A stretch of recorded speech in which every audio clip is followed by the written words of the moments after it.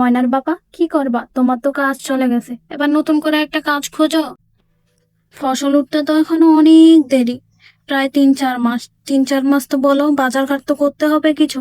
বাসার নয়তো চাল ডালটা হবে, আর কিচ্ছু হবে না। ময়নার মা, এখন তো অত সহজে কাজ খুঁজে পাওয়া যায় না, তবে আমি দেখতেছি, কাজ খুঁজতেছি, কোথাও যদি একটা পাই। ততদিনে তুমি এই সেলাই মেশিনটার উপরে একটু জোর দাও, একটু সময় দাও বেশি করে। তাতে করে যেটা টাকা হবে ওটা দিয়ে যদি বাজারটা যদি হয়, চালটা তো বাসারই আছে। দেখি সৃষ্টিকর্তা আমাদের কতদিনই কাজ খুঁজে দেন। হ্যাঁ গো, সেলাই করতেছি বেশি সময় ধরে, তবে আর সেরকম কোনো কাপড় আসতেছে না। যেই টাকাটা হবে সেলাই দিয়ে ওইটা নিশ্চয়ই বাজার হয়ে যাবে, কিন্তু কতদিন আর এভাবে চলবে বলো? তোমাকেও তো কাজ খুঁজতেই হবে। হ্যাঁ গিন্নি, আমি এখন কাজের খোঁজে বের হচ্ছি, দেখি কোনো কাজ পাই কিনা। অনেক তো বেলা হলো, এবার আমি বের হই। আচ্ছা গো, তুমি এখন বের হও। অনেকটা বেলা হয়ে গেল, কিন্তু দুপুরের দিকে খাবার খেতে আবার যেন বাসায় আসিও, না হলে আমাদের কিন্তু খুব চিন্তা হবে। দেখি গিন্নি, নাহলে বাইরে কিছু একটা খেয়ে নেব। ময়নার বাবাকেও কি আর বলবো, উনিও তো কম চেষ্টা করতেছেন না একটি কাজের জন্য। মা, আমা, মা, শোনো না আমার কথা। হ্যাঁ গয়না, বল। সব সময় এরকম আলুর তরকারি দিয়ে ভাত খেতে আর আমার ইচ্ছে করে না মা। একটু মাছ মাংস দিয়ে ভাত খেতে আমার খুবই ইচ্ছে করতেছে, আমার এগুলা দিয়ে ভাত খেতে ভালোই লাগে না।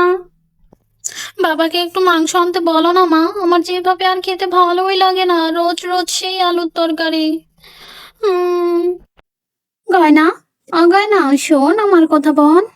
বাবারও তো কাজ চলে গেছে, আর আমাদের কাছে এখন সেরকম কোনো টাকা নেই।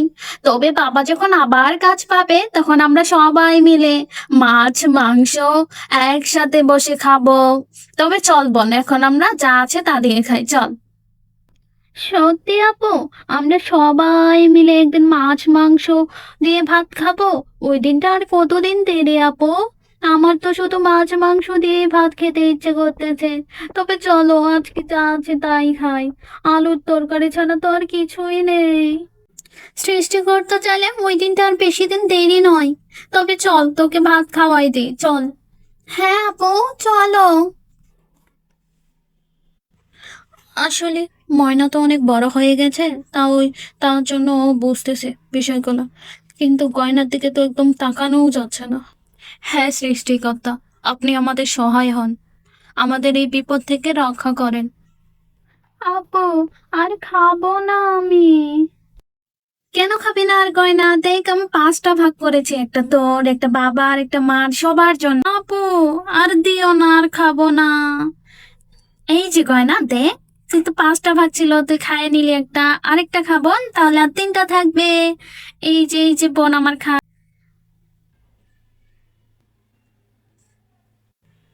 মিন্টু, মিন্টু, বাবা তোর বাবাকে একটু ফোন দে তো, অনেক রাত তো হয়ে গেল, এখনো মানুষটা বাসায় আসেনি।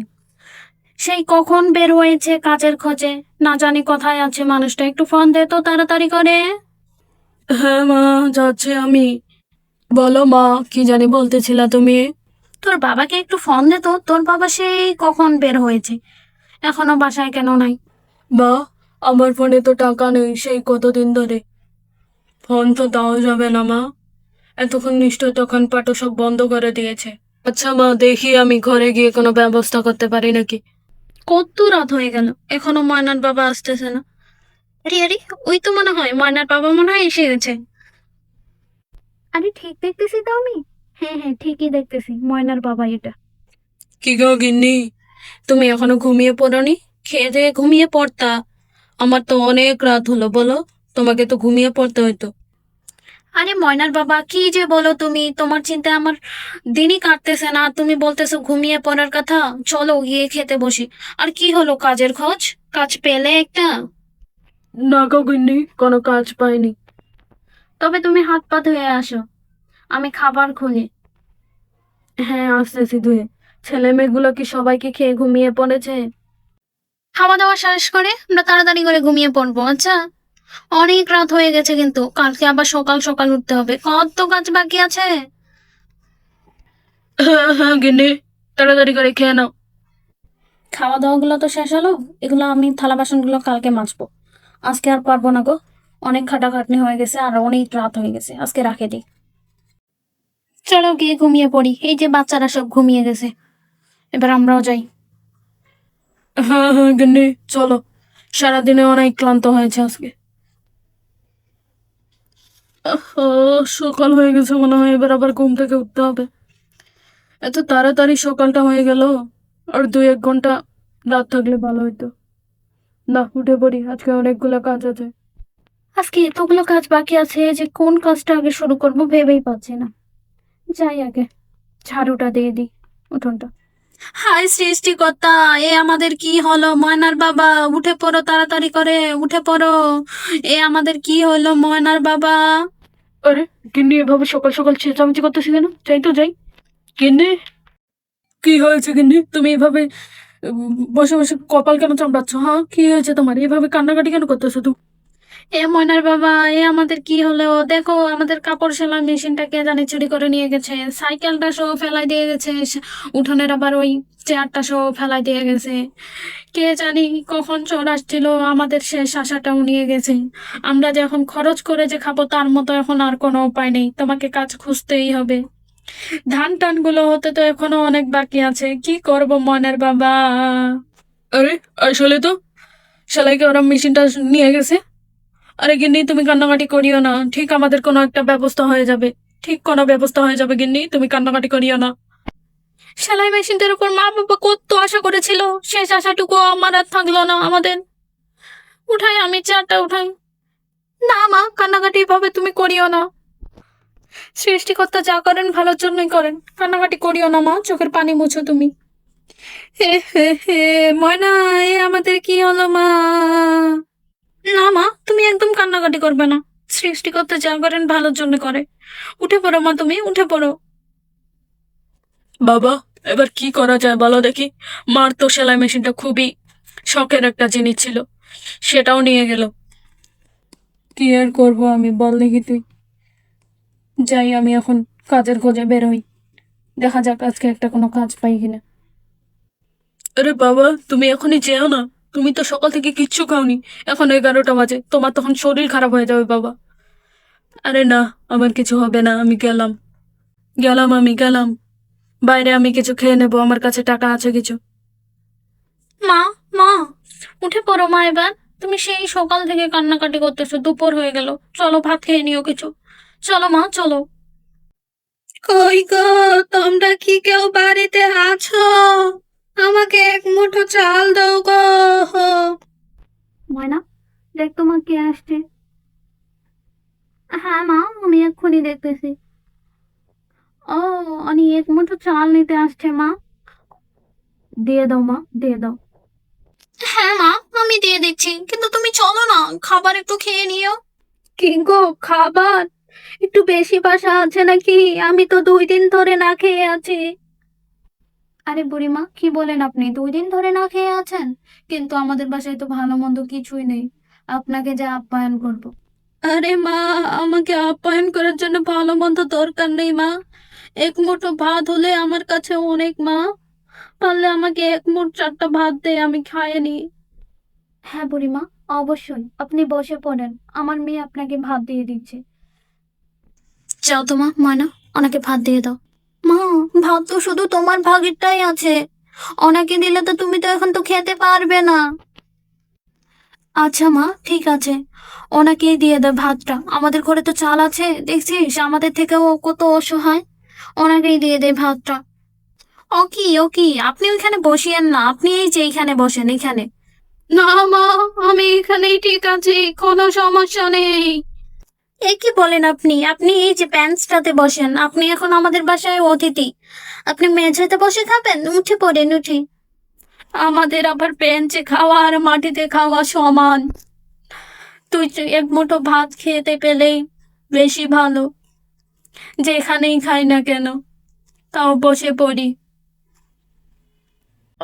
খাবারটা পেয়ে আমার খুবই ভালো লাগতেছে, আজকে নিয়ে মনে হচ্ছে শান্তি পাব। তোমার মার কি হয়েছে মা? মনে হচ্ছে কেঁদে অনেক চোখ মুখ একেবারে লাল করে ফেলেছেন। বাহ বাহ, খাবারটা কিন্তু খুবই মজা লাগে, মনে হচ্ছে কতদিন পর যে খাবার খাচ্ছে। আমার মায়ের আন্টি খুব মন খারাপ, কারণ আমার মার প্রিয় সেলাই মেশিনটা চুরি হয়ে গেছে। ও, তাই বুঝি? সৃষ্টিকর্তা একমাত্র ভালো জানেন যে কার কিভাবে পরীক্ষা নিচ্ছে, কে জানে। কিন্তু আশা করি তোমাদের পরিবারে ভালো কিছু হোক, কারণ তোমরা মানুষগুলো খুবই ভালো। হ্যাঁ আন্টি, আমাদের জন্য আপনিও দোয়া করিয়েন। হ্যাঁ মা, কেন দোয়া করব না? আর চিন্তা ভাবনা করিও না মা, সৃষ্টিকর্তা যেটা করেন ভালোর জন্য করেন। আশা করি তোমাদের ভালোই হবে। গেলাম আমি মা। হ্যাঁ যান, তবে দোয়া করিয়েন আমাদের জন্য এই দিন শেষ হয়ে যায়। হ্যাঁ মা, আমি অবশ্যই দোয়া করি তোমাদের এই দিন শেষ হয়ে যাক। গেলাম আমি বাসা। মা, ও মা, তুমি এবার কি খাবে? উনি তো ভাতগুলো তো খেয়ে চলে গেল। খাক মা, খাক। আমাদের তো বাসায় চাল ডাল সব কিছু আছে, কিন্তু শুধু আমরা খরচই করতে পারি না। তাতেই দেখছো যে আমাদের কত চিন্তা। কিন্তু ওনার দেখো যে চাল ডালও নেই সেরকম রান্না করে খাওয়ার মতন। হ্যাঁ মা, ঠিক কথা বলেছো তুমি। দেখে খুবই খারাপ লাগলো। মা, আমা, ঘরে চলো এখন। আর একটু পরে তো মাগরিবের আজান দিয়ে দিবে, চলো ঘরে। হ্যাঁ ময়না, যাবো ঘরে। কিন্তু এখনো তো তোর বাবা নেই, তোর বাবাও যে কি যে খেয়েছে, সারাদিনে কোনো তো খোঁজ খবর নেই। গিন্নি, ও গিন্নি, কই গো তুমি? একটা সুখবর আছে। কি গো, কি সুখবর? আর হাতে তোমার এতগুলা বাজার, টাকা পেলে কোথায় তুমি? আরে উঠে পড়ো, উঠে পড়ো, মাছ মাংস আজকে সবকিছু নিয়ে আসছে। হ্যাঁ, কি মজা, কি মজা! আজকে কাজ পেয়েছি গিন্নি, তাই কিছু আগাম টাকা দিলো, ওই টাকাটা দিয়ে বাজার নিয়ে আসলাম। ধরো বাজারগুলো। কি গো, কি বলতেছো তুমি? এ তো খুবই খুশির খবর। সত্যিই তুমি কাজ পেয়েছো? হ্যাঁ গিন্নি, হ্যাঁ। এবার তুমি রান্না বান্নাটা করে ফেলো। হ্যাঁ, বাবা কাজ পেয়ে গেছে, কি মজা, কি মজা! আপু, তুমি যে বলেছিলা যে বাবা কাজ পেলে মাছ মাংস খাবো, বাবা মাছ মাংস নিয়ে এসেছে, কি মজা! হ্যাঁ গয়না, আমি বলেছিলাম না বাবা নিয়ে আসবে। হেই মা, তুমি তাড়াতাড়ি গিয়ে রান্না বান্না করো, আমি মাছ ভাত খাবো, তাড়াতাড়ি। হ্যাঁ মা, হ্যাঁ, এক্ষুনি যাচ্ছি আমি। দেখি, এবার যদি টাকা পয়সা যদি বেশি পয়সা যদি পাই, তাহলে কিন্তু তোমার ওই সেলাই মেশিনটা কিনে দেবো আগে। তাহলে তো খুবই ভালো কথা। সেলাই মেশিনটাকে আমি কত মিস করতেছি। কতগুলা যে কাপড় চোপড় সেলাই করা যায় তো। আচ্ছা গো, তুমি আগে এই দিকটা সামলাও, তারপরে ওইটা কিনে নিও। হ্যাঁ গিন্নি, ওইটাই করব। এইদিকে আগে দেখি সামলিয়ে উঠি আমি। যখন বিপদ আসে তখন একসাথে যদি সবাই থাকা যায় তাহলে সেটাকে বিপদই মনে হয় না। দেখলে তো যে আমাদের কত অভাব ছিল, কিন্তু দেখো এখন আমাদের বাসায় বাজারই বাজার। তো আজকের ভিডিওটা কেমন লাগলো? আর তুমি যদি আমার চ্যানেলের নতুন হয়ে থাকো তো অবশ্যই আমার চ্যানেলটিকে সাবস্ক্রাইব করে পাশে থাকবা। আজকের মতো এই পর্যন্তই। আল্লাহ হাফিজ, আসসালামু আলাইকুম।